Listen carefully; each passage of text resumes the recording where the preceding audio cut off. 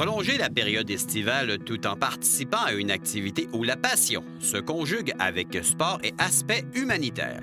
Voici l'expérience vécue par des cyclistes à Cuba lors du Grand Fondo. Une continuité des grandes fondos au Québec. Cycliste, étant moi-même cycliste et côtoyant beaucoup de cyclistes, on arrive en septembre, octobre, on dit bon, on souhaite que l'été continue. Bon, on a perduré un petit peu ce savoir-faire-là de Grande Fondo au Québec. On a décidé de créer un Grande Fondo à Cuba. Partir à l'aventure pour 7 jours devient une expérience enrichissante. Oui, ça demande un savoir-faire. Ça demande des années de préparation d'abord. Ça demande une connaissance du pays, ça demande une connaissance de la langue aussi. Il faut travailler aussi avec les dirigeants de l'endroit.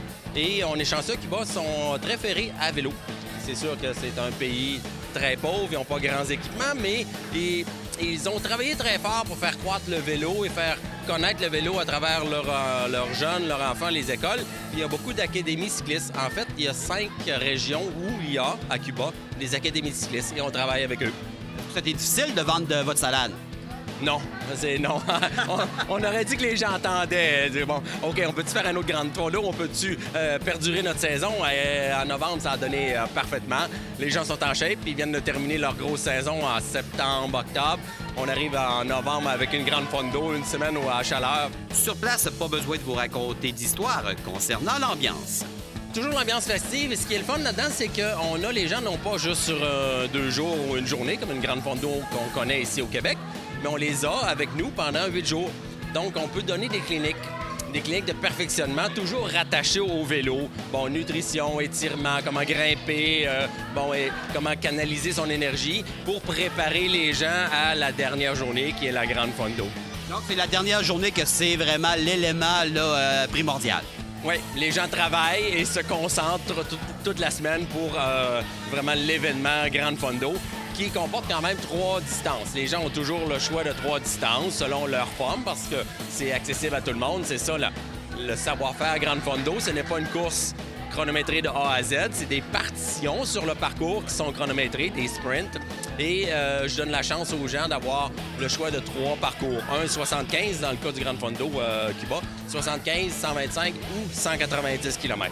Par ailleurs, le groupe se retrouve dans le secteur de Holguín. Les routes sont tranquilles. On a le choix d'aller en montagne et on peut avoir un parcours de Marianne-le-Plat et des beaux décors et de la belle montagne aussi.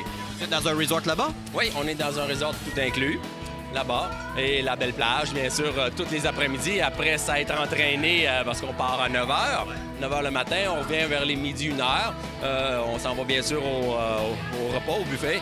L'après-midi, plage, volleyball, on s'amuse. Et en soirée, il y a des cliniques. Il y a une clinique d'apprentissage. On offre un buffet de savoir aux cyclistes et on recommence le lendemain. Aspect primordial pour des sportifs, le côté nutrition.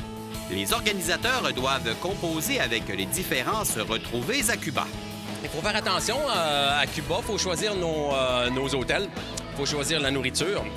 C'est-à-dire qu'il y a des hôtels qui sont très, très bien. Très bien côté étoile, qu'on connaît ici en Amérique. Mais il faut choisir les cuisiniers aussi. Il y a des hôtels qui sont très bien cotés et surtout très stables au fil des ans. C'est ce qu'on choisit. On a 2 hôtels en préférence, nous, comme agents de voyage à Holguín, et on envoie les gens dans ces hôtels-là. Bref, un beau périple permettant à des gens de se retrouver dans un cadre différent, mais toutefois vraiment bien organisé.